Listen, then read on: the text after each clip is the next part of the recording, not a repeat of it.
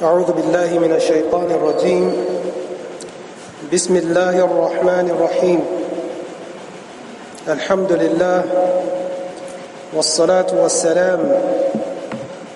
على نبينا محمد وعلى آله وأصحابه ومن تبعهم بإحسان إلى يوم الدين. والسلام عليكم ورحمة الله وبركاته.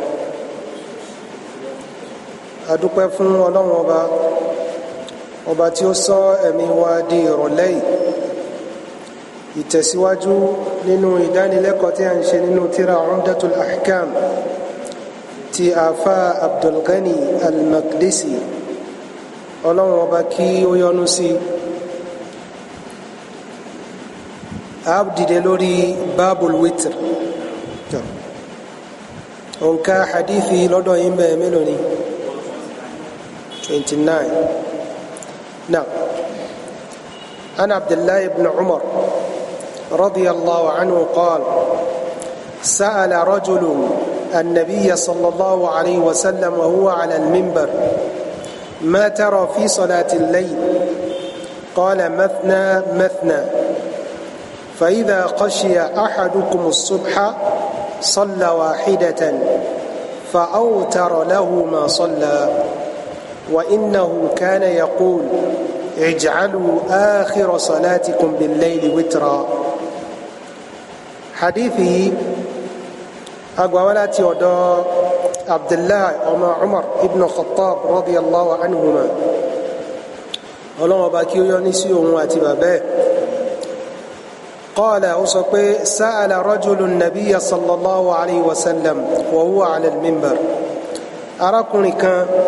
obi anabi sallallahu alayhi wa sallam léèrè, anabi wà ní orí mimbar, wípé ma tara fi salati al-layl, kí ni tó rí nípa ọ̀rọ̀ ìrun alẹ́ àbí ìrun òru, náfílà tá a máa ń yàn lóru. Anabi sallallahu alayhi wa sallam dá lóhùn pé mathna mathna, méjì méjì. فإذا خشي أحدكم الصبح، tí ẹnì kọ̀ọ̀kan yín tí ó bá bẹ̀rù pé àsùbá ó wọlé bá, صلى واحدة،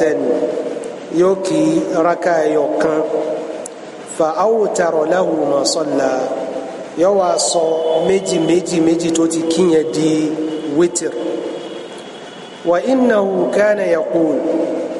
wípé anabi sallallahu alaihi wasallam wọn máa ń sọ báyìí pé ij'alu akhira salatikum bil-layli witra, ẹ fi ìrun alẹ́ yín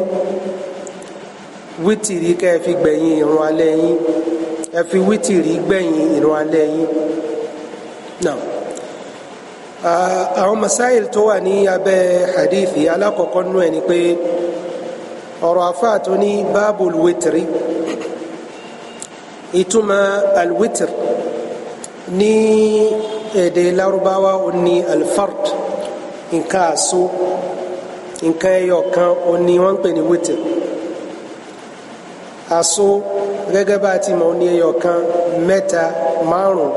méje, mẹ́sàn, ohun tí ó bá lè ṣe pín sí méjì ó ní alwitr. Sòkòkò àwọn dandan kó jẹ́ ẹyọ kan ṣoṣo. nínú hadith Abdullah ibn Mas'ud tí Imam Ahmad tó gbà wá àti àwọn ashabu sunan, anabi sallallahu alayhi wa sallam sọ wípé inna Allaha witrun yuhibbul witra fa awtiru ya ahlal Qur'an. Ọlọ́run ọba àṣọ ni, ó sì ń fẹ́ nǹkan ní àṣọ. Torí ìdí èyí ẹ máa kí wítìrí, ẹ̀yin ahlul Qur'an, ẹ̀yin ara al-Qur'an, bí ma'na ẹ̀yin tẹ́ ha al-Qur'an, ẹ máa fi Qur'an yìí ká ẹ máa fi ké wítìrí lóru. Níbi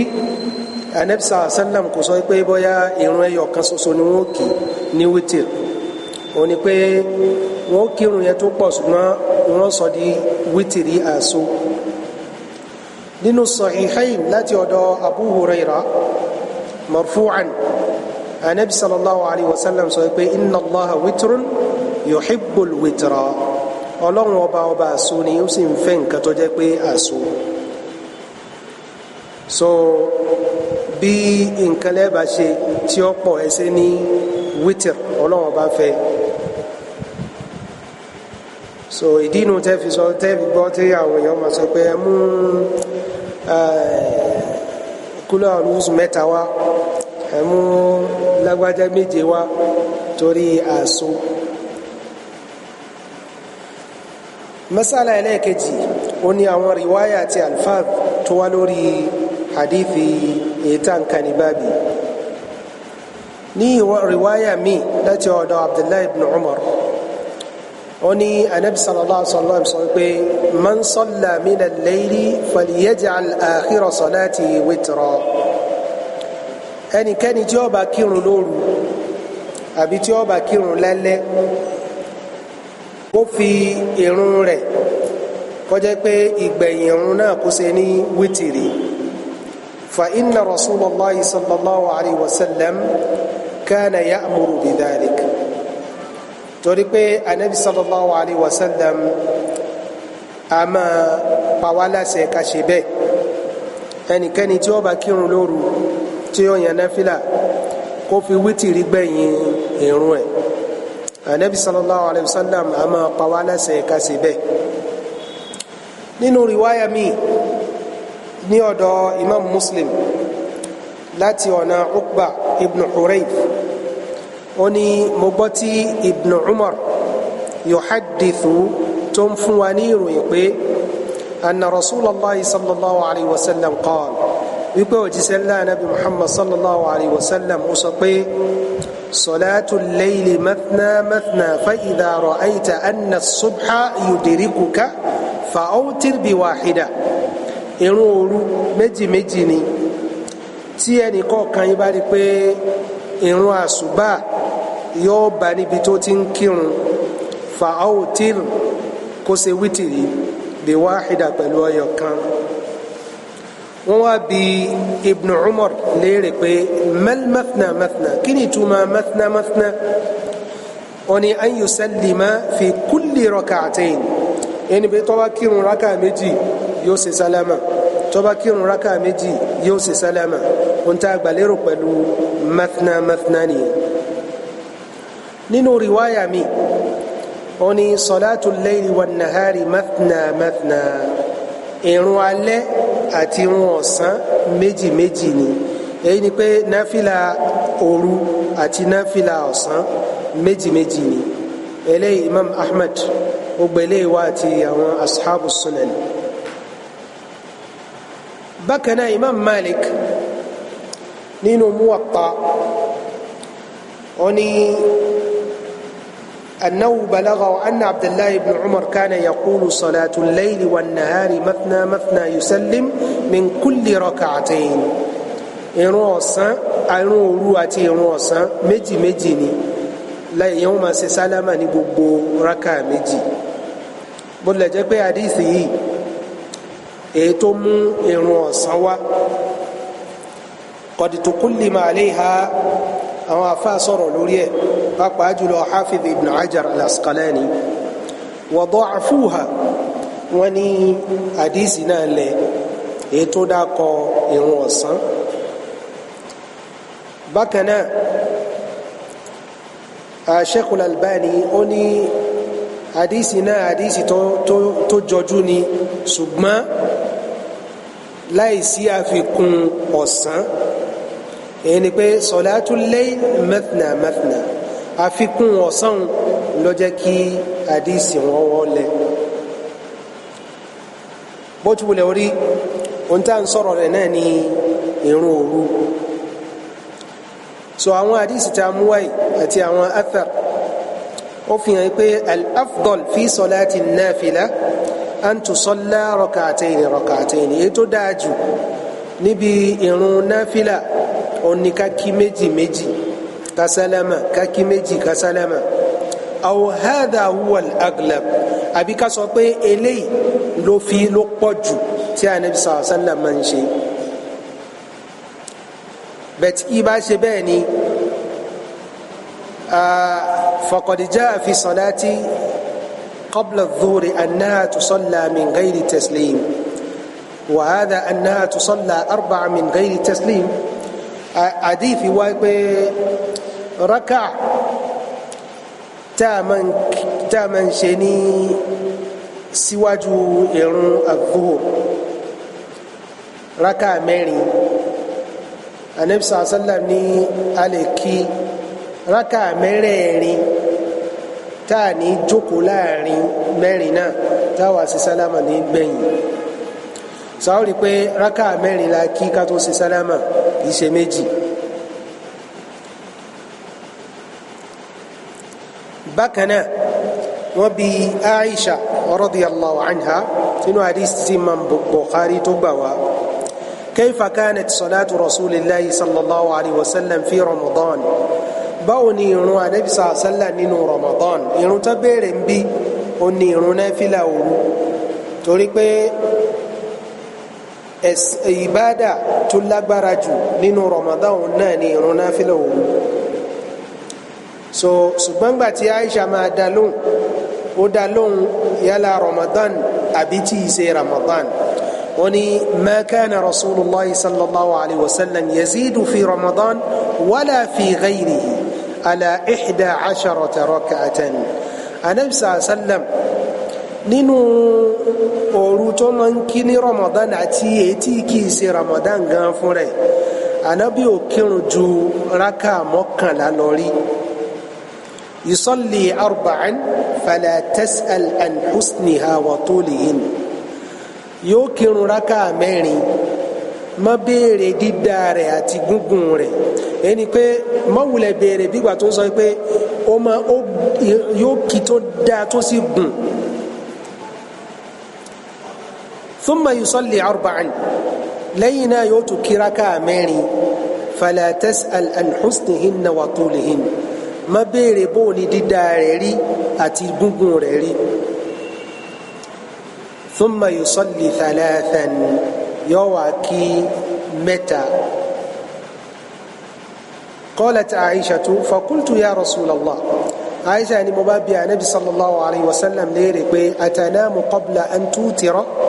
ǹjẹ́ o ti ẹ̀ máa ń sùn síwájú kó tó kí wítìrì Ànábì sallallahu alayhi wa sallam ya Aisha inna ayni tanamani wala yanamu qalbi ojú mi ní máa ń sùn ọkàn mi kìí sùn ohun tí a fẹ́ múlò ń bí ni pé hadithi yìí a ó rí pé ó ní yusalli 4 a máa kí rákà mẹ́rin so tó bá máa ń kí rákà mẹ́rin eléyìí fi hàn pé ó máa ń kí rákà mẹ́rẹ̀ẹ̀rin yẹn papọ̀ ni bákan náà ó tún lè túmọ̀ sí pé ó kí rákà méjì ó sálámà ó kí méjì ó sálámà ó wá rest lẹ́yìn ìgbà tó kí mẹ́rin tán ṣùgbọ́n etí ọ̀pọ̀lọpọ̀ àwọn àfáà gbọ́yé ni pé rákà mẹ́rin yẹn yóò kí láì jẹ́ pé sálámà ń bẹ ìjókòó ń bẹ láàrin rákà mẹ́rẹ̀ẹ̀rin náà bákan náà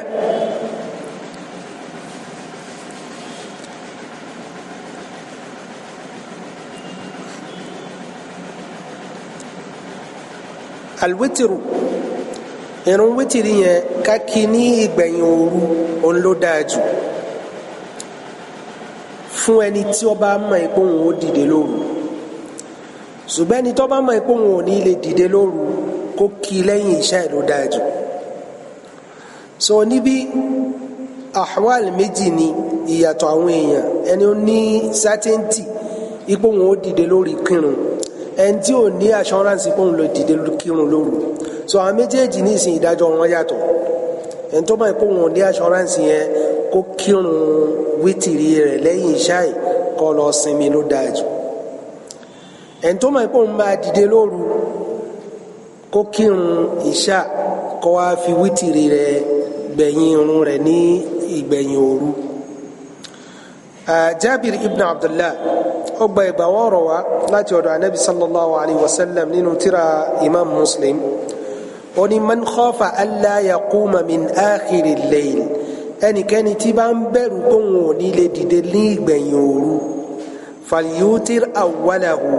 kó ṣe wítìrì ní àkọ́kọ́ ní ìka àkọ́kọ́ òru ẹni pé ẹ̀yìn ṣá ṣùgbọ́n ẹni tó bá ń kúndùn ipò wọn ó dìde lóru tó falyutir akhira al-layl kó ṣe wítìrì rẹ̀ ní ìgbẹ̀yìn òru fa inna salata akhiri al-layl mashhudatun wa dhalika afdal torí pé ìrun ìgbẹ̀yìn òru mashhud èyí ni pé àwọn màláíkà àmà wá ṣe ṣẹ́ìdà rẹ̀ wọ́n máa wá síbẹ̀ níbi tán bá ti ń kírun òru wa dhalika afdal ilé lọ dájú. bákan náà ìrun wítìrì tá a rí òní ọlọ́run ọba ó ṣe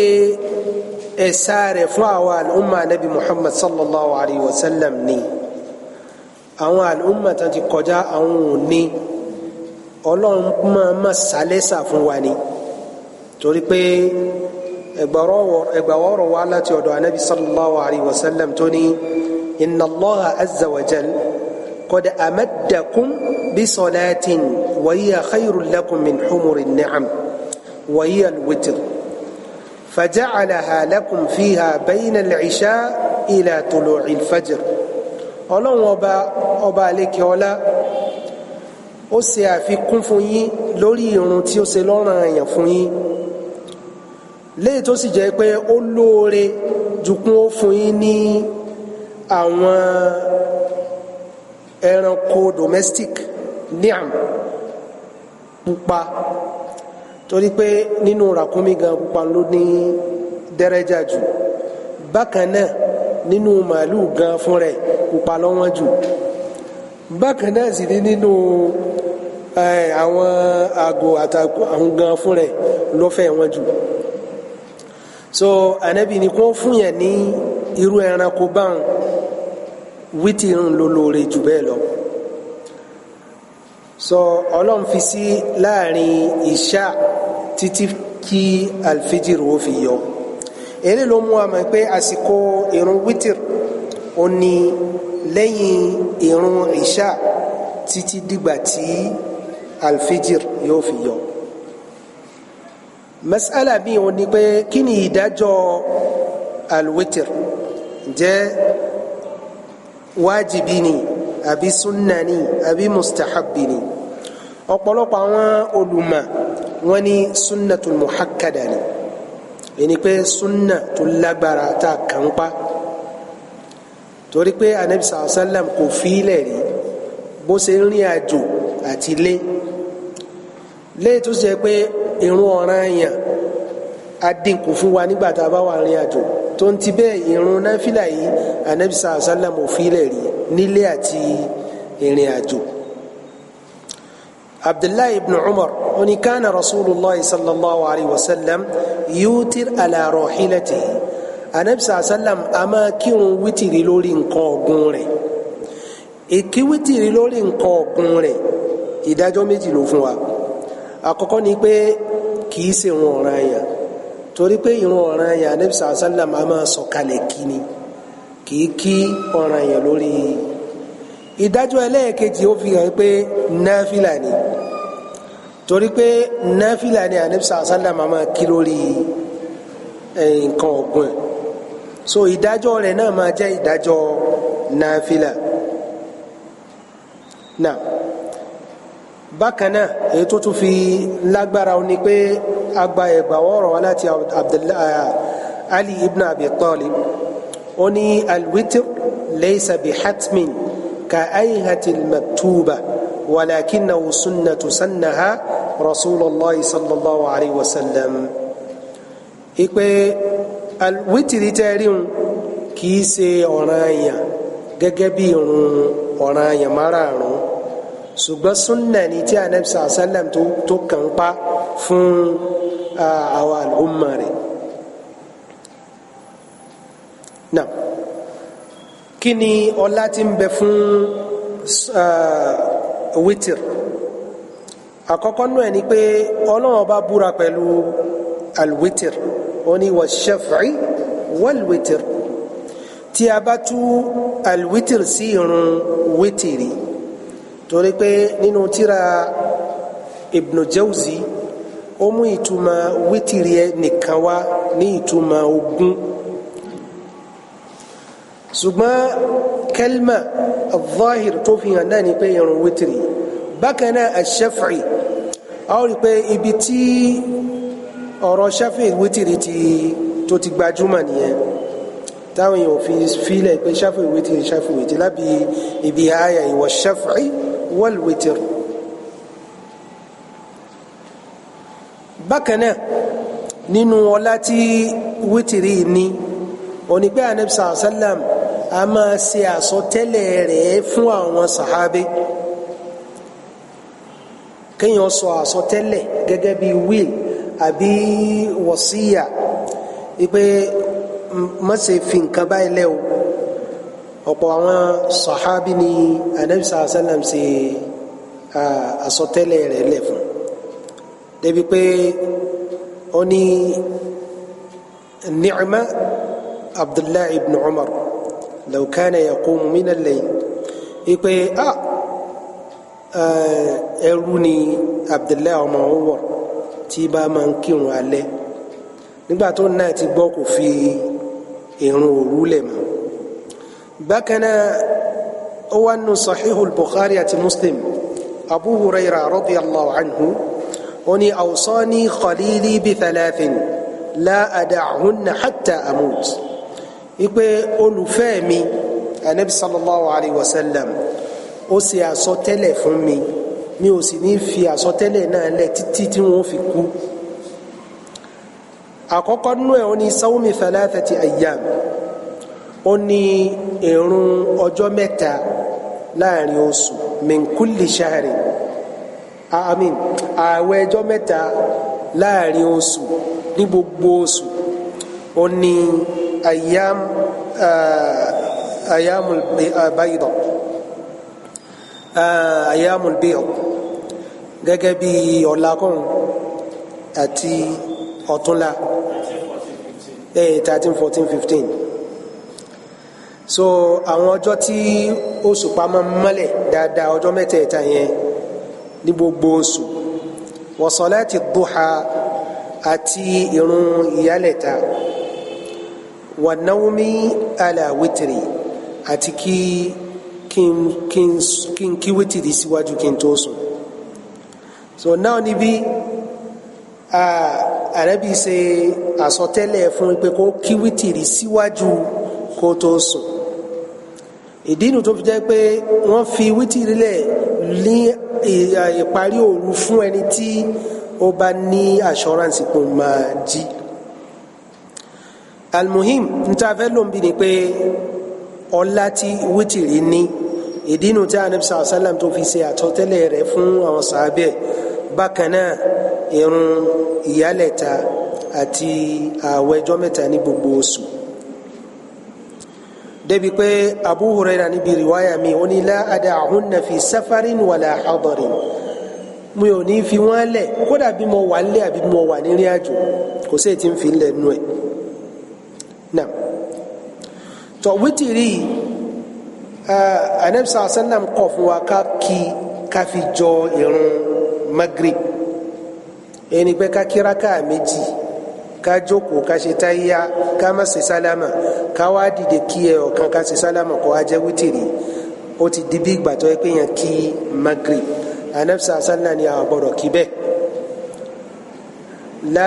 la tutiru bi thalathin tashbahu bil Maghrib ẹ má ṣe kí irun wítìrì mẹ́ta tẹ́ fi jọ irun Maghrib so bákan náà Abdullahi ibn Umar ó ní Ànábì sallallahu alaihi wasallam yufassilu bayna ash-shaf'i wal witri bi taslim yusmi'unahu Ànábì sallallahu alaihi wasallam a máa ya wítìrì pẹ̀lú shaf'i àti wítìrì a máa ya pẹ̀lú sálámà yóò sì fún wa gbọ́ tá a gbọ́ pé ó ṣe sálámà níbi rákà méjì tó kí náà masala mi tó wà ń bẹ ni pé a gbọ́dọ̀ kí wítìrì yẹn ní ẹ̀ẹ̀mejì lóru kan torí pé ẹgbàwọ kan láti ọ̀dọ̀ Qais ibn Talq oní zarana Talqun ibn Ali fi yawmin min Ramadan ipe Talq ọmọ Ali ó wá sọ́dọ̀ wa ní ziyara ní àsìkò Ramadan wa amsa indana wa aftara nígbà tó wá sọ́dọ̀ wa ó dìrọ̀lẹ́ ọ̀dọ̀ wa ló ti sínú nígbà sínú ta kíṣà òun náà ló sì síwájú òun thumma qama bina tilka al-layla wa awtara bina ó wá kírun qiyamul layl fún wa jọ náà lẹ́yìn ìṣá ó sì tún kí wítìrì fún wa thumma inhadara ila masjidihi ìgbà náà lọ àṣẹ̀ṣẹ̀ lọ sí maslasi rẹ̀ tí kírun fa salla bi ashabihi ó wá kírun fún àwọn èèyàn rẹ̀ lọ́hùn hatta idha bakiya alwitru lẹ́yìn ìgbà tó wá di pé ó kù wítìrì tí ó kì í qaddama rajulan ó wá fẹ́ lómi pé wá kí wítìrì fún wọn lọ́wọ́ ni awtir bi ashabik kírun wítìrì fún àwọn èèyàn rẹ̀ fa inni sami'tu rasulallah sallallahu alayhi wa sallam yaqul torí pé mi gbọ́ tí anabi sallallahu alayhi wa sallam sọ pé la witrani fil layla kò sí wítìrì méjì lóru kan so ṣùgbọ́n ibi tí béèrè wa ń bí ni pé ẹni ó bá kí wítìrì tiẹ̀ ní bẹ̀rẹ̀ òru tó wá dìde lóru tí ó kì í ìrun míì kún mọ́ lẹ́yìn wítìrì tó ti kí bóun ni ó ti wá sí nígbàtí anabi sallallahu alaihi wasallam ní ij'alu akhira salatikum bil-layl al-witra ẹ fi ìgbẹ̀yìn ìrun yín lóru ẹ fi ṣe wítìrì imaamu Tirmidhi nínú tírà rẹ̀ gẹ́gẹ́ bí ìṣesí ẹ̀ tó máa ń ṣe lẹ́yìn ìgbà tí ó bá mú àdísì wá ó ní ikhtalafa ahlul ilmi fi alladhi yutir min awwali al-layl thumma yakunu min akhirihi àwọn olùmọ̀ wọ́n ṣe ìyapa ẹnu fún ẹni tó kírun níbẹ̀rẹ̀ òru tó wá dìde lóru láti kírun nígbẹ̀yìn rẹ̀ tó sì ti ṣe wítìrì lákọ̀ọ́kọ́ oni fara'a ba'du ahli al-ilmi min ashabi nabi sallallahu alayhi wa sallam wa man ba'dahum àwọn míì nínú sahabi anabi muhammad sallallahu alayhi wa sallam àtàwọn míì tán wá lẹ́yìn wọ́n rí pé naqdul witr yóò tú wítìrì ètò ti kí lákọ̀ọ́kọ́ yóò kírun ẹyọ kan láti sopọ̀ mọ́tò ọ̀hún tí ó wà di wítìrì yóò wá kí n tó bá wù ní parí òru yẹn yóò wá fi wítìrì gbẹ̀yìn irun òru rẹ̀ wọ́n ní ẹ̀rí wọn náà ni pé la witrani fil layla kò sí wítìrì méjì ní òru àti pé ànábì ní kẹ́ fi irun wítìrì gbẹ̀yìn irun yín wọ́n ní ṣùgbọ́n apá míì nínú àwọn olùmọ̀ nínú sàábẹ́ ànábì sallallahu alayhi wa sallam àtàwọn míì lẹ́yìn wọ́n ní tí èèyàn bá kí wítìrì ní àkọ́kọ́ alẹ́ lẹ́yìn ìgbà tó sùn tó wá jí tó rí pòun ní agbára àti lè kírun tó wá fẹ́ kírun míì yóò kírun tó bá wù lóru náà ṣùgbọ́n kò ní kí wítìrì mọ́ eléyìí ni ọ̀rọ̀ tí Sufyan Thawri tó náà dúró lẹ́rú àti Imam Malik àti Ibn Mubarak Shafi'i àti Imam Ahmad eléyìí ni wọ́n dúró lórí rẹ̀ pé ẹnikẹ́ni tó bá kírun wítìrì níbẹ̀rẹ̀ òru tó bá tún á dìde ní ìgbẹ̀yìn òru láti kírun kò ní kí wítìrì mọ́ yọ́kà kí n tó bá wù nínú òru ni wọ́n ní ẹ̀rí tó pọ̀ wípé kò di dandan kọjá pé ìrun wítìrì gangan ni ó gbẹ̀yìn òru òun gangan kọ́ ni tí ó ṣe pàtàkì. imam Tirmidhi ó ní wa hadha asahhu eléyìí ló fi dáa jù li'annahu qad ruwiya min ghayri wajhin anna nabiyya sallallahu alayhi wa sallam qad salla ba'da al-witr torí pé ẹgbàwọ́ ọ̀rọ̀ wa lọ́nà tó pọ̀ ipe anabi sallam ó tún kírun míì lẹ́yìn ìgbà tó ti kí wítìrì ó wá nú àwọn àdìsí pé anabi sàlám ó kírun míì lẹ́yìn ìgbà tó ti kí wítìrì. so nínú tó fi hàn òun náà ni àdìsí Talaq ibn Ali ta kíta kàtàì. tó kí wá ní a sọ sí ọ̀rọ̀ ẹ fi ìrun òru gbẹ̀yìn ẹ fi wítìrì gbẹ̀yìn ìrun òru yín. wọ́n ní èyí tó dáa jù nìyẹn ṣùgbọ́n tí a ò bá lè ṣe bẹ́ẹ̀ kò sí aburú nù ẹ̀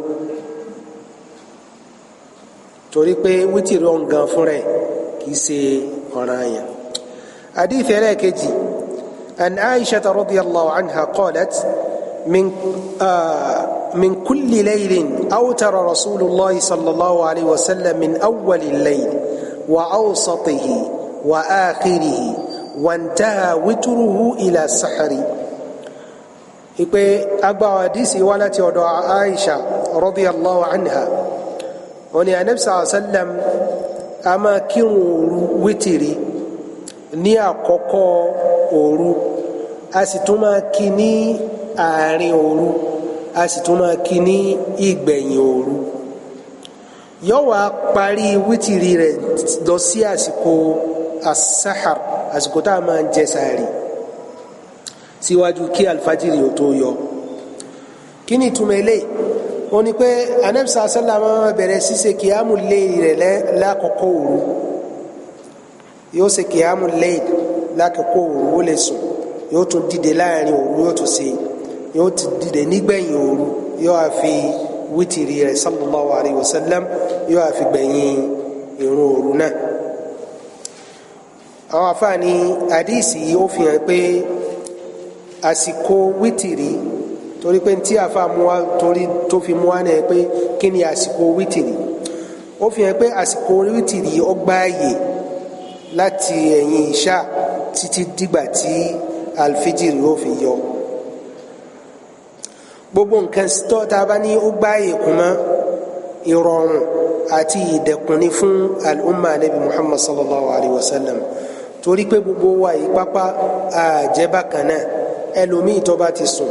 ẹni tí ó jí yóò bójú ààrẹ àlàáfíà ni kò bá ti sùn so ẹlòmíì sì tó bá ti rọ asùnrún tiẹ̀ díẹ̀ ó ti tají náà nù kódà bí nǹkan rọ bá mí lẹ́gbẹ̀ẹ́ rẹ̀ ó ti jí. so ní ìyàtọ̀ tọ́lọ́ ń dá wa yìí lọ́lọ́run fi ṣe ìdẹ̀kùn ẹni ó bá wù kó kí lákọ̀ọ́kọ́ ẹni ó bá ti wù kó kú tiẹ̀ ní àárín ẹni ó bá wù kó kú tiẹ̀ nígbẹ̀yìn. anabi sallam oní fa idha khashiya ahadukum as-subha tẹ́nì kọ̀ọ̀kan yìí máa ń bẹ̀rù pé àṣùbọ̀ ó dé bá salla wahida kó kírun ẹyọ kan wóró kó fi ṣe wítìrì. so níbí ìbéèrè tí yóò ṣẹyọ ni pé nígbà tí wọ́n ní wantaha witruhu ila as-sahr wítìrì rẹ̀ ó parí ní àsìkò as-suhur ṣé a lè ṣe wítìrì nígbà tí alfijiri bá ti yọ tán?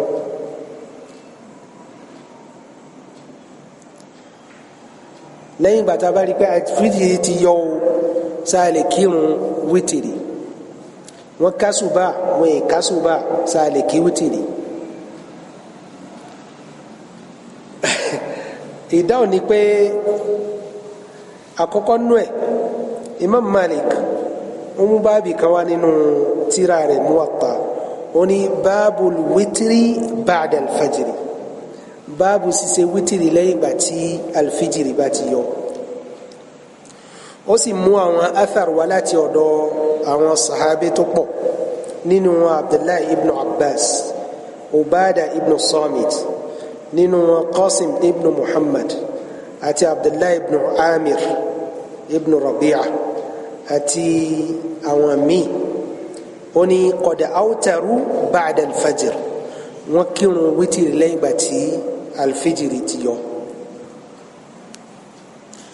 bákan náà ó ní Abdullahi ibn Abbas ó sùn lẹ́yìn ìgbà tó jí ó sọ fún ọmọ ọ̀dọ̀ rẹ̀ lọ bá mi wo mọ́sálásí ìwúrú òpòwò ní àwọn èèyàn wà mọ́sálásí wọ́n ní lọ́jọ́ náà lọ́hùn ó ti fọ́jú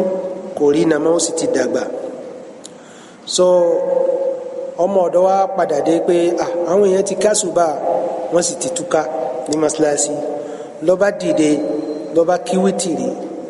lẹ́yìn náà ló wá kírun àsùbà àkọ́kọ́ nú ẹ̀ nìyẹn lẹ́yìn náà ó tún mú ọ̀rọ̀ wá láti ọ̀dọ̀ Ubada ibn Samit ó ní òun ní imam níjọ́ kan tó wá jáde láti sí mọ́sálásí bí wọ́n ti rí ni làdáni ló bá ti bẹ̀rẹ̀ sí gbé ìkámà ló wá sọ pé kí làdáni ọ̀dá dúró náà ló wá ṣe wítìrì ló wá ṣẹ̀ṣẹ̀ wá kírun fún wọn so làdáni ò sì ní gbé ìkámà tí ìbá ti ṣe pé alfijiri ti yọ bákan náà Abdullahi ibn Mas'ud òun ti sọ pé ma ubali law uqimati salatu subhi wa ana utiru ó ní kò lè dàmí láàmú kódà bí wọn bá ti gbérun àsùbá àdúró tí mo bá wà lórí wítìrì ń kí wítìrì mi Imam Malik wa sọ ọ̀rọ̀ onímímọ̀ olóye tó yẹ ká dìmú dáadáa ó ní innama yutiru ba'da al-fajri man nama 'anil witr ولا ينبغي لأحد أن يتعمد ذلك حتى يضع وتره بعد الفجر ó ní gbogbo èyí tá a gbọ́ yìí o ẹni àwọn tó ń ṣe léyìí àwọn tí wọ́n sùn tí wọ́n ò rí wítìrì kìíní kì í ṣe pé yàn wá máa fi wítìrì rẹ̀ lẹ̀ dìgbà tí alfijiri bá yọ torí pàṣípò alfijiri o lẹ́yìn ìṣá ẹni títí di alfijiri ó fi yọ. Naam. So àfáà tó ṣe sharhi tírà Imam Malik ó ní Ibn Abdul Barr ó ní àwọn olùmọ̀ wọ́n ṣe yapa ẹnu nínú àwọn aṣíwájú nípa ìgbẹ̀yìn wítìrì lẹ́yìn ìgbà tí ẹnu wọn kò pé àkọ́kọ́ wítìrì o lẹ́yìn ìṣá ni bákan náà ìparí òru o lẹ́yìn ìgbà tí alfijiri bá ti yọ ni so ìgbà wo wá ni a nílé kí alfijiri ma wítìrì ma àwọn míì nínú àwọn olùmọ̀ wọ́n ní la yusalli al-witra ba'da tulu'il fajr lẹ́yìn ìgbà tí alfijiri bá ti yọ o a gbọ́dọ̀ kí wítìrì ma torí pé àsìkò rẹ̀ nu lẹ́yìn ìṣá títí kí alfijiri yóò fi yọ tòtá alfijiri bá ti yọ àti ìkí àsùbá o àti ìkásùbá o àsìkò wítìrì ti lọ́nu ó ní apá kejì nínú wọn ní ma lam yusalli subha lópin ìgbà tó wọn bá ti kí àsùbá a lè kí wítìrì wọ́n ti pèrún àsùbá ń sìn wọn ò sì ní pèrún àfìgbà tí alfijiri bí ti yọ ṣùgbọ́n gba adé mọ́síláṣí àìmáàmù tí ìgbérun èmi ò sì tí kí alfijiri mo lè fi wítìrí mi kí n tó kí rakata ní alfajiri mi síwájú kún tó gbérun ṣùgbọ́n gba wọn bá ti gbérun o ìwà ní wọlé kún ó gbérun àsùbá àdúró kí n tó wá ní ìmà kí wítìrí náà ó ní eléyìí ó ní ọ̀rọ̀ tí àwọn ọ̀pọ̀ nínú àwọn sàábẹ́ anabisa sálàyé tí Imam Malik tó kà wọ́n kọjá bákan náà nù Aisha ìyàwó anabi Muhammad sallallahu alayhi wa sallam ó ní èyí ni ọ̀rọ̀ Imam Malik àti Shafi àti Ahmad àti Abu Thawr àtọ̀pọ̀lọpọ̀ wọn ó ní eléyìí gangan ni tí tó correct ó ní pé lópin ìgbà tó wọn bá ti kí àsùbá èèyàn lè kí wítìrì rẹ̀ ṣùgbọ́n àwọn tó wá ní lẹ́yìn ìgbà tí wọ́n bá kásùbá tán èèyàn tó lè kí wítìrì rùn àwọn ni wọn ò ní ẹ̀rí so wọ́n ní torí pé alfijir tí wọ́n wí yẹn ó ní pé èrùn àsùbá kì í ṣe pé bóyá ńgbà tí alfijir bá ti yọ nìkan so tí wọn bá sì ti kí àwọn àsùbá èèyàn ní àǹfààní láti kí ọlọ́wọ́ bá kí ó gba ẹ̀sìn wa ṣùgbọ́n kéèyàn wá máa fi irun wítìrí rẹ̀ lẹ̀ lẹ́yìn gba alfijiri tí ọ ní wàá ṣẹ̀ṣẹ̀ tó kéèyàn ní àwọn ọgbà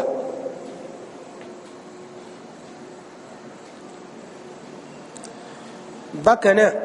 èyí tó tún jọ eléyìí ni àwọn tí a máa ń kírun méjì pọ̀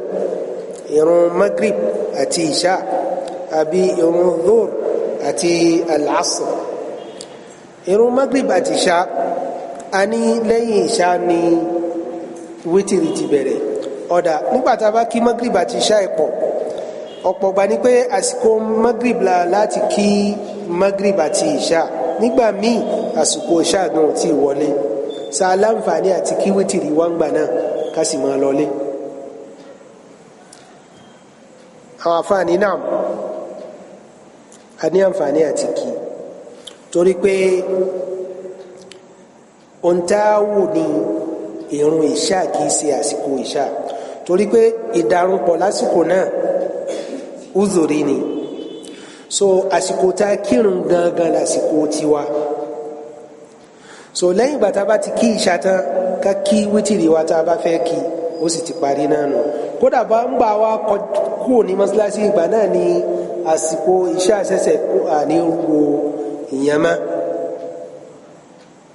so ó ní eléyìí ni tí ọ̀pọ̀lọpọ̀ àwọn olùmọ̀ tí wọ́n tẹ̀lé bákan náà ni ẹni kí dhuhr àti al-asr a mọ̀ pé àìyàn náfìlà lẹ́yìn al-asr abẹ́ẹ̀kọ́ ńgbàtà wá kí dhuhr tán tá a kí al-asr ńgbàtà parí irun méjèèjì torí òjò àbí torí ìdí míì irun al-asr ò tí wọlé sáàlì yan náfìlà wọn ni ẹni ó ti kí al-asr kò ní yan náfìlà ṣùgbọ́n ẹni tí ò tí kí al-asr kódà síwájú lọ́nà gan òun lè yan náfìlà ń tiẹ̀ ṣùgbọ́n ẹni tí ò tí kí al-asr òun ò ní yan náfìlà máa ń tiẹ̀ torí pé ó ti kí al-asr òun náà àsìkò kí ó wò irun al-asr tó kí náà ni yóò wò ẹ̀yìn náà. نعم حديث انقني بينكم نعم حديث عائشة رضي الله عنها قالت كان رسول الله صلى الله عليه وسلم يصلي من الليل 13 ركعة يوتر من ذلك ب5 لا يجلس في شيء إلا في آخرها حديث ينفد دلولي على ركع ملو لكن وتري أبا ولتي أود عائشة يا نبي صلى الله عليه وسلم ولو بكي يونسي كان رسول الله صلى الله عليه وسلم يصلي من الليل 13 ركعة النبي صلى الله عليه وسلم أما كيون لورو إن ركع متلا يوتر ذلك ب5 yóò kí wítìrì pẹ̀lú nínú mẹ́tàlá yẹn yóò fi márùn kí wítìrì la yajlisu fi shay'in illa fi akhiriha kò ní jókòó láàrin márààrún àfi nígbẹ̀yìn náà so náà ní ìsìn tí a bá wo àdísì ó ń sì ní ẹyọ kan tí àfa mú wá nípa adadu rakaat so ẹni ó bá wọlé ní ìsìn yóò dúró lórí pé ìrun raka mẹ́tàlá ni ìrun òru ṣùgbọ́n tí a bá tún wo àwọn ẹ̀rí mi a wà rí àbáyọ náà ó ní pé ohun tí tá a mọ̀ láti ọ̀dọ̀ Aisha radiyallahu anha ó ní pé ìrun wítìrí anabi sallallahu alayhi wa sallam raka mọ́kànlá ni nínú Ramadan àbí láìsí nínú Ramadan gẹ́gẹ́ bí a ti kà síwájú bákanáà níbo ma kana rasulullah sallallahu alayhi wa sallam yazidu fi Ramadan wala fi ghayrihi ala 11 rak'atan anabi sallam kì í fi kún nínú Ramadan àbí lẹ́yìn tí kì í ṣe Ramadan kì í fi kún ìrun wítìrí ju raka mọ́kànlá lọ nínú ẹgbàá ọ̀rọ̀ mi أن رسول الله صلى الله عليه وسلم كان يصلي 13 ركعة بركعتي الفجر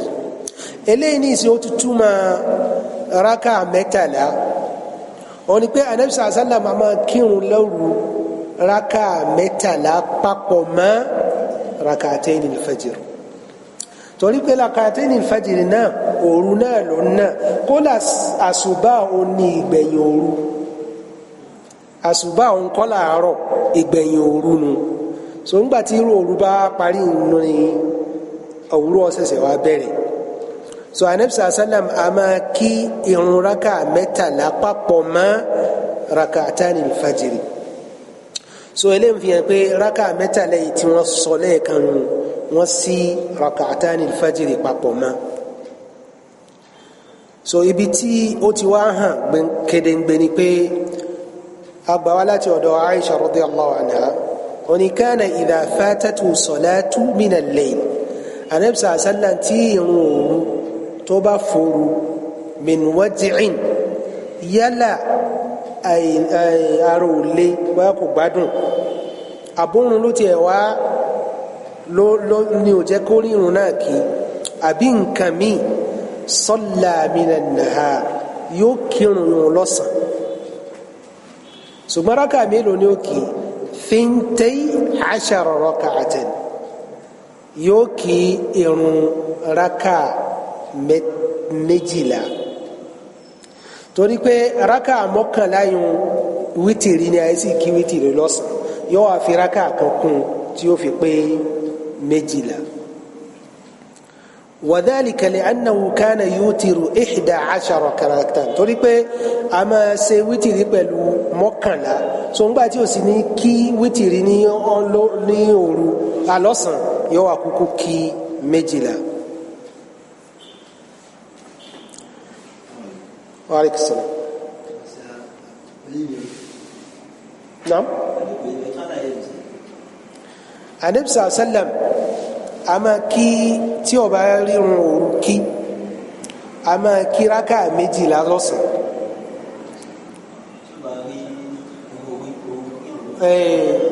tí ó bá kírun lóru yóò wá kí rákà méjìlá lọ́sàn èyí pé yóò fi rí dọ́pò ìrun òru tí ò rí kí sọkọ wa ní kí mọ́kànlá yẹn yóò kí méjìlá nítorí pé kò sí wítìrì ní òru kò sí wítìrì lọ́sàn afwan naam masala ẹlẹ́ẹ̀kejì ni pé tí a bá sọ pé wítìrì wọ́n máa ń dárúkọ wítìrì yẹn nítorí gbàlérò náà ní qiyamul layl so tá a bá pé qiyamul layl dágbàlérò náà ní wítìrì so méjèèjì náà ni wọ́n gbàlérò tán bá dákọ rẹ̀ so ní wítìrì báwo wà láṣẹ kí wítìrì ọ̀ǹgà bóun ní sífà rẹ̀ àwọn afáàní nínú àwọn àdíìsì tó gbà wá lórí wítìrì anabi sallallahu alayhi wa sallam lil musalli an yutira bi rak'atin ẹni ó bá wù ó lè kírun rákà kan péré láti kí wítìrì walawu an yutira bi thalathin ẹni ó bá wù ó lè kí rákà mẹ́ta tí ó kí gbogbo ẹ̀ papọ̀ tí ò ní jókòó láàrin kankan àfi ìgbẹ̀yìn walawu an yusalli rak'atayn thumma ya'qidu wa yaq'udu wa yusallim ó lè kí irun rákà méjì yóò jókòó yóò ṣe sálámà thumma ya'ti bi rak'atin wahida lẹ́yìn náà yóò mú rákà ẹyọ kan wá tí ó fi di wítìrì lẹ́yìn ó bá fẹ́ kí mẹ́ta walawu an yutiru bi khamsin tó bá ṣe pé márùn ló fẹ́ kí ó lè kí rákà márùn la yaq'udu illa fi akhiriha kò ní jókòó àyàfi nígbẹ̀yìn rẹ̀ gẹ́gẹ́ bí a ti kà nínú hadith tó kọjá walawu an yusalli 6 raka'atin la yaq'udu illa fi sadisa ó lè kí rákà mẹ́fà kò ní jókòó láàrin mẹ́fẹ̀ẹ̀fà àyàfi nígbẹ̀yìn thumma yatashahhadu yóò wá ṣe tahiyya thumma yaqumu fayati bi rak'atin yóò wá tún dìde yóò kí rákà kan yóò fi jẹ́ méje yóò wá ṣe sálámà walawu an yusalli 9 ó lè kí mẹ́sàn la yajlisu fiha illa fi thamina kò ní jókòó àyàfi lẹ́ẹ̀kẹjọ thumma ya'ti bi rak'atin yóò wá tún dìde yóò mú rákà ẹyọ kan wá thumma yusallim yóò tún sálámà thumma yusalli rak'atayn wa huwa jalis yóò wá jókòó yóò wá kí rákà méjì ní jókòó ẹni pé láti fi tẹ̀lé gẹ́gẹ́ bí anabi sallallahu alaihi wasallam ṣe kí àdìsí wá pé anabi sàlám a máa kí rákà méjì ní jòkó lẹ́yìn ìgbà tó bá ṣe wítìrì tán so ìdí nu táwọn afáàmì fi pé wítìrì káwọ́jẹ́ pò ní ọgbẹ̀yìn ọ̀run kìí ṣe ọ̀ranyàn kò pa dandan àdìsí wá láti ọ̀dọ̀ imam Muslim afa kan Sa'd ibn Hisham ó bi ìyáláwa ummul mu'minin Aisha ìyàwó anabi sallallahu alayhi wa sallam anbi'ni an witri rasulillahi sallallahu alayhi wa sallam fún mi ròyìn bóun ni anabi sallallahu alayhi wa sallam ṣe máa kí wítìrì gan rí ó ní kunna nu'iddu lahu siwakahu wa tuhurahu fa yab'athu Allahu ma sha'a an yab'atha ó ní lálẹ́ síwájú ká tó sùn a ti tọ́jú aswaki rẹ̀ àtomi tí ó fi ṣe àlùwàlá rẹ̀ gbogbo ìgbà tí ọlọ́run bá jí nígbà tó bá wù nínú òru anabisa sallam tó bá dìde tán yóò ṣe aswaki rẹ̀ yóò wá ṣàlùwàlá yóò wá kírun rákà mẹ́sàn-án kò ní jókòó nínú ọ̀kankan nú ẹ̀ àfi lẹ́lẹ́kẹjọ yóò wá ṣe tẹ́híyá yóò gbàdúrà nínú ìjókòó yẹn gbogbo àti yóò tún ṣe hamdala thumma yanhadu yóò wá tún dìde wàlá yusallimu kò ní ṣe sálámà lẹ́lẹ́kẹjọ thumma yaqumu fayusalli tasi'a yóò wá dìde yóò kẹlẹ́ kẹsàn yóò wá tún jókòó yóò tún ṣe tẹ́híyá yóò tún ṣe àdúrà yóò tún ṣe hamdala thumma yusallim tasliman yusmi'una yóò wá sí sálámà yóò jẹ́ ká gbọ́ thumma yusalli rak'atayn ba'da ma yusallim wa huwa qa'id yóò wá tún kí rákà méjì kan lẹ́yìn ìgbà tó ti sálámà ó wà ní jòkó ní òkè fatilka ihda asharata rak'atan onítẹ̀ bá ka ó di mélòó rákà mọ́kànlá ó ń sọ fún ẹni ó bilé rẹ̀ débi pé ó ní yá bunayya ìwọ ọmọ mi torí pé ìyá múmìnì ni gbogbo àwọn múmìnì pátá falamma asanna lẹ́yìn ìgbà tí anabi sallam dàgbà tán wa akhadha al-lahma tí ara ti lẹ awtara bi-sab'i a máa ṣe wítìrí pẹ̀lú rákà méje wa sana'a fi rak'atayni mithla sani'ihi al-awwal yóò wá kí rákà méjì gẹ́gẹ́ bí ó ti ń kí tẹ́lẹ̀ ní jòkó yóò wá di mẹ́sàn fatilka tis'un yóò wá di mẹ́sàn oni wa kana nabiyyu sallallahu alaihi wasallam idha salla salatan ahabba an yudawima alayha anabi sallam ó máa ń wùkọ́ pé tó bá kírun kan kó máa kí gbogbo rà kó má dàdúró wa kana idha ghalabahu nawmun aw waja'un ṣùgbọ́n nígbà tí oorun bá lágbára jùlọ àbí àìgbádùn an qiyamil layl tí ó lè kírun òru salla minan nahar yóò kírun lọ́sàn thintay asharata rak'atan ìrun rákà méjìlá ولا أعلم نبي صلى الله عليه وسلم قرأ القرآن كله في الليلة mi ò gbọ́rí mi ò sì rí pé anabi sallam ka Qur'ani lálẹ́ ọjọ́ kan gbogbo Qur'ani pátá lálẹ́ ọjọ́ kan wala salla laylatin ila subhi mi ò sì rí pé yóò kírun láti ẹ̀yìn ìṣá títí di àsùbá láì ní sùn kò sí bẹ́ẹ̀ rí wala sama shahran kamilan mi ò sì rí pé gbààwẹ̀ oṣù kan tó sì pérí ghayra Ramadan tí kìí bá ṣe Ramadan so hadisi yìí ẹ̀rí ni ipe la yajibu an yakuna akhiru salati bil-layl witra ipe kìí ṣe ọ̀ranyàn kó jẹ́ pé ìgbẹ̀yìn náfìlà lóru kó jẹ́ wítìrì so ẹni ó bá mọ̀ pé wọn ò ní jí kó kí wítìrì rẹ̀ ní àkọ́kọ́ òru náà màsìkò bá náà.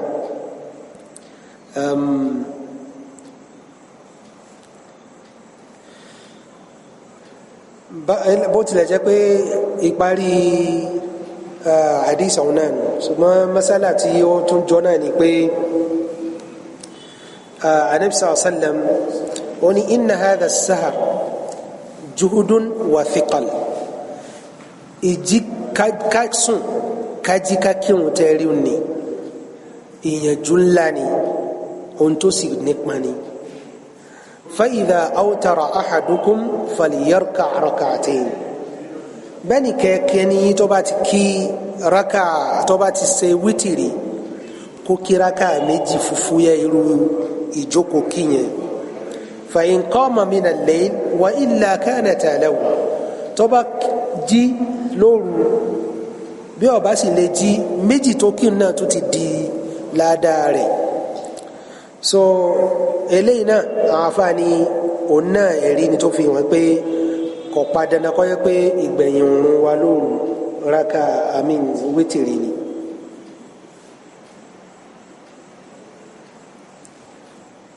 so masala ìgbẹ̀yìn rẹ̀ kì í ṣe ọ̀rọ̀ tó pọ̀ ni pé kéwú tá a máa ń ké nínú wítìrì a lè kéwú tó gùn òun ló dáa jù tó yẹ tá a bá lágbára so gẹ́gẹ́ bí àwọn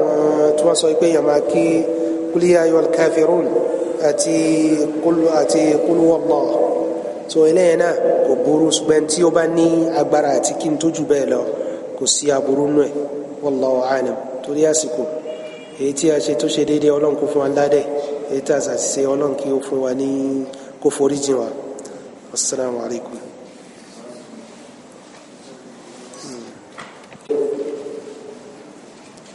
nǹkan kan yẹ ọ̀kan wóró kan tó kù ó ní pé ó pọ̀ nínú àwọn tí wọ́n máa ń sọ pé man lam yutir falaysa minna ẹni tí ó bá kí wítìrì kò sí pẹ̀lú wa ló máa Nabi sallallahu alaihi wasallam àdìsí náà kì í ṣe àdìsí tí tó lágbára àdìsí tó lẹ́nu so kì í ṣe àdìsí tó lágbára pé ẹni tí ó bá ṣe wítìrì kò sí pẹ̀lú wa ìkẹ́lẹ́ kejì ni pé gbogbo wa yìí bá ti wà ń bí ọmọ kéwà ara wa la jẹ́ ṣùgbọ́n alhamdulilayi ọlọ́run ní kí èmi kí n jẹ́ gẹ́gẹ́ bí àáfà so nǹkan mi wà tó yẹ pé a lè dára wa pè láti ṣàtúnṣe nǹkan mi wà tó jẹ́ pé fáídà gbogbo wa ni nínú àwọn common mistake tá a máa ń ṣe èyí tó common jù ní tá a máa ń ṣe níbi ìrun pípè ìrun pípè yìí kò sí ẹni tó perfect kódà Bilal radiyallahu anhu tó jẹ́ ẹni tí ń pèrún Ànábì sallallahu alaihi wasallam àwọn sàbí wa fẹjọ́ rẹ̀ sùn pé Bilal kìí pé ashhadu dáadáa Ànábì ní ashhadu ti tiẹ̀ ó lóore ju tiyín lọ lọ́dọ̀ Ọlọ́run kí ló dé torí ikhlas pàápàá jùlọ kìí ṣe Arab ni bet èyí tó bá lè ba ìtumọ̀ jẹ́ pàápàá jùlọ tó bá yẹ pé ìtumọ̀ yẹn yóò tún lè dẹ́bi yóò ṣe àkóbá bá tawhid lẹ́yìn tó bá mọ̀ torí pé ọ̀pọ̀lọpọ̀ tá a bá ṣe tá a bá mọ̀ kò sí aburú náà ṣùgbọ́n ká tún ṣe ashhadu anna muhammada anna so tó bá ti di pé a fi mọ́dì sí anna ó ti bà ìtumọ̀ jẹ́ ipe mo jẹ́rìí pé èmi o mo jẹ́rìí pé dájúdájú èmi o anna èmi anna dájúdájú anna dájúdájú èmi so a rí pé ó bà ìtumọ̀ jẹ́ tó sì jẹ́ pé ó kó bá tawhid so ká má ma fa madi anna rasul annaro àwọn àfa àwọn ní madu tabi'i ni ẹni pé a dá gbogbo ọmọ ẹ̀dá ènìyàn ní tó lè ṣe kò sí ẹni tí ò ní lè ṣe àfi ẹni tí a bá kọ́ ìdínú àwọn afọ́ni tẹ̀jú náà pè ní madu tabi'i èèyàn yóò lè fa ṣùgbọ́n tá a bá ní ká fa anna so fífàgùnyún tí èmi bá ṣe tá a bá láka seconds tí mo lò kò ní ṣe déédéé pẹ̀lú ti tèmi kò ní ṣe déédéé pẹ̀lú ti àfà èyí ò ní ìṣe ó ti kú ní tọ̀bíà ó ti kú natural but èyí ò naturally ní gbogbo wa la lè ṣe so ká ṣe àkíyèsí anna rasulallah anna muhammad rasulallah anna muhammad naam kí ni àfà ló ti kọ́kọ́ naam.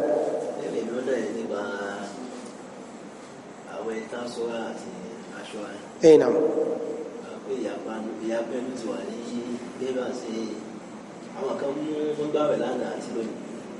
Okay.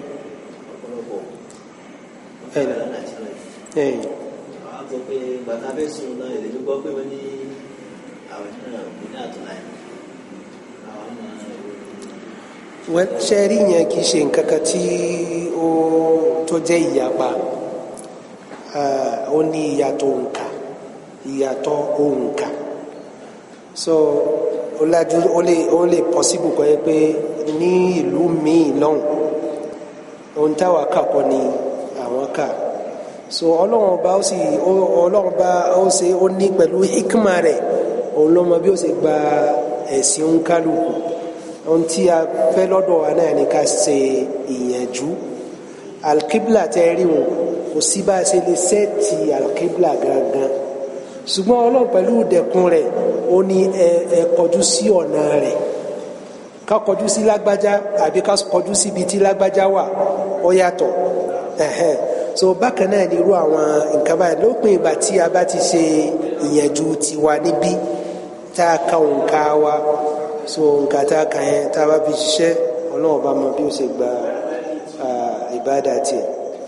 so ìyàtọ̀ òǹkà ni ọ̀pọ̀lọpọ̀ wa nígbà míì wọ́n lè jẹ́ pé òǹkà tá a lò ó ní òǹkà software àwọn míì òǹkà tí wọ́n àwọn wo oṣù ní látìgbà tí oṣù ti èyí tó kọjá tó ti lé làwọn wò so àsìkò tó léwu èyí tó jẹ́ Ramadan gan tá a máa ṣe ní ìyànjújù à ń yapa dípò ti Muharram so eléyìí ò lè jẹ́ nǹkan kan tí ọlọ́run bá kí ó gba ẹ̀sìn wa ẹni ó kí lánàá ẹni ó gbà lánàá àtẹni tó gbà lónìí ọlọ́run bá kí ó gba gbogbo ẹ̀ lọ́wọ́ rẹ̀ àníyàn ni tí ọlọ́run fẹ́ lò Allahu a'lam. ìjókòó tẹ ní àdéhùn wọn jókòó níbi lẹ́yìn ìgbà tó wá ṣe mítìrì tán kí ni ìdí tó wà ní àbí kò sí. ṣé bí ànábì ni à ń kọ́ sí so àwọn sàábì ànábì sàásánlá wọn rí pé ànábì sàásánlá máa ṣe bẹ́ẹ̀ àwọn ìyàwó anabi sàásánlá ń wo irun rẹ̀ lóru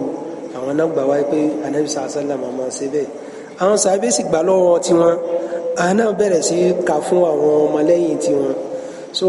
and then sunna wọn náà ni pé agbọ́pẹ́ anabi sàásánlá máa ń ṣe báyìí ká ṣe kò pa dandan ká máa kí ni hikma tó wà ń bẹ kí ni hikma èyí tá a bá mọ̀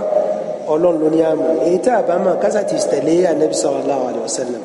so ngbà tí kìí ṣe ọ̀ràn yẹn gbogbo ẹni ọba ṣe ó ṣe súnà ẹni tí ọba ṣe ọlọ́run ní mú fún un Allahu a'lam. Wa alaikum salaam. ìbéèrè mi lọ lórí tí títà kan fún àwọn àwọn tí ó pèsè lóṣù nígbà tí bá ń ṣe ọdún wọn. ẹnà ní tó jẹ́ halal kò sáburú nù ẹ̀ kò sáburú nù ẹ̀ ọjà là ń tà so now okay.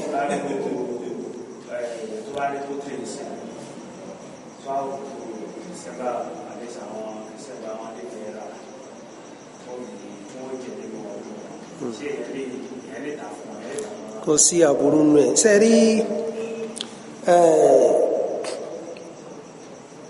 èyí tí ó jẹ́ haram ó ní ohun tá a slọ́tà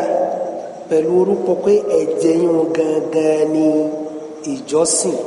kì í ṣe tá a kà jẹ ní ìjẹ́ pàǹdùnú àlàáda àwọn ọmọ èdè ènìyàn láti gbọ́ tí ọlọ́run ti dá ayé rẹ̀ gbogbo ìgbà tán bá ń dunnú wọ́n jẹ nǹkan kan tó yàtọ̀ sí ohun tán máa ń jẹ ní ọjọ́ dẹ́ tẹ́lẹ̀ nature àwọn èèyàn ni àlàáda àwọn ni kí wọ́n jẹ nǹkan míì yàtọ̀ sí tí wọ́n máa ń jẹ tẹ́lẹ̀ nígbà tí wọ́n bá ń dunnú ibi tó ti wá nù kì í ṣe pé wọ́n ń padìẹ yẹn torí slaughtering a ó rí i pé tí wọ́n dàbí ti iléyá ti muslim agbo yẹn òun gangan ni ìjọsìn kì í ṣe ẹran jíjẹ èèyàn lè pàgọ́ yẹn kọ́ mọ́ jẹran kò sí kọ́ náà ò mọ̀ ṣùgbọ́n ohun tí a ní pípa slaughtering yẹn a ó rí i pé tí wọn ò jẹ bẹ́ẹ̀ a kàn jẹ tí ó yàtọ̀ sí tá a máa jẹ tẹ́lẹ̀ torí pé ká lè fi ìdùnnú hàn ní lẹ́yìn ṣe nǹkan kan tí tó burú wallahu alam. Alaikum salam.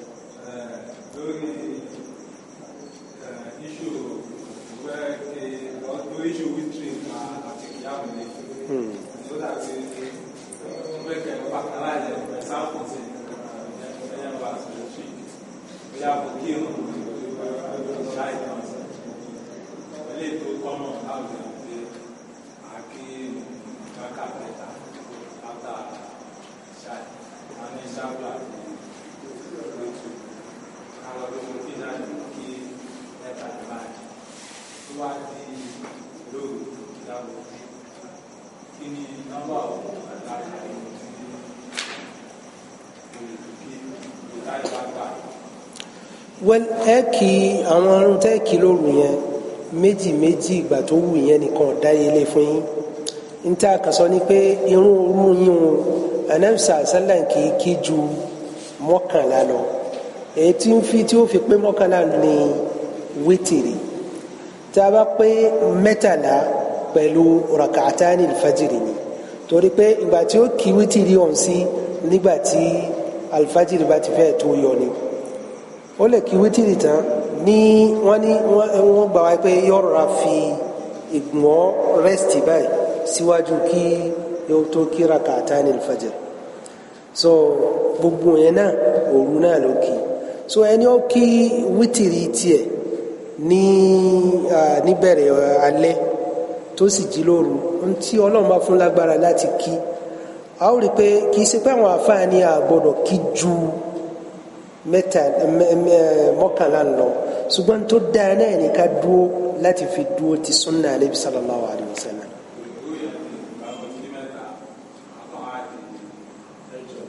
bíi mẹ́jọ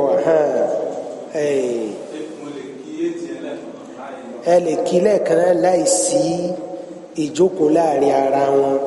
torí pé sẹ́rí irun òru ohun tó ṣe pàtàkì jù ó ní kí ó tà ń kà nú ẹ̀ àti ìdúró tó pẹ́ ló ṣe pàtàkì jù kì í ṣe iye raka ìpẹ́ lórí ìdúró àti Qur'an tá ń kà lórí ẹ̀ gan ni tí tó pàtàkì jù nínú qiyamul layl.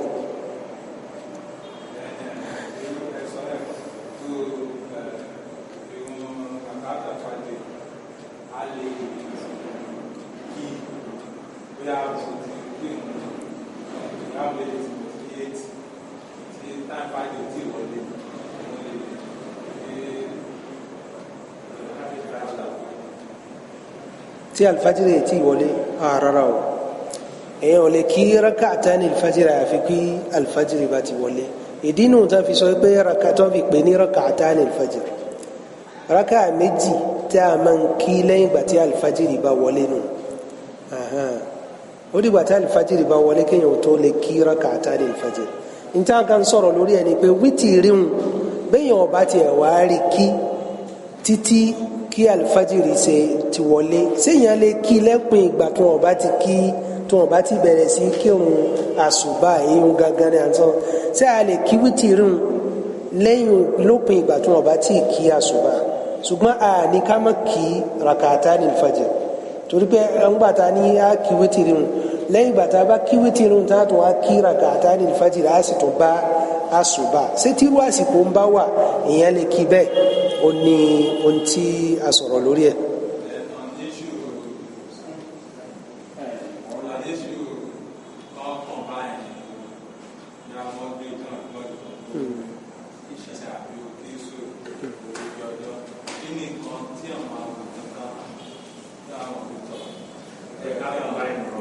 sí àwọn udhur àwọn excuse tí ó jẹ́ ká kí òun náà ní òjò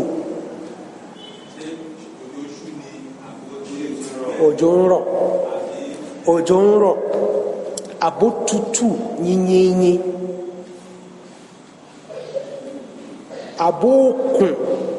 tó tìlú bá sókùn gan tó sì bẹ́ pé àti padà sílé yóò jẹ́ ìnira ọlọ́run ọ̀fẹ́ wa fún nira àwọn ìyẹn ni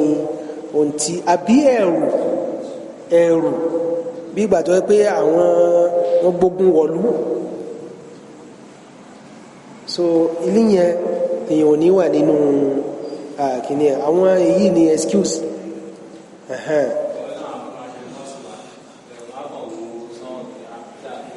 àwọn níbí àwọn míì wà tó yẹ pé àṣejù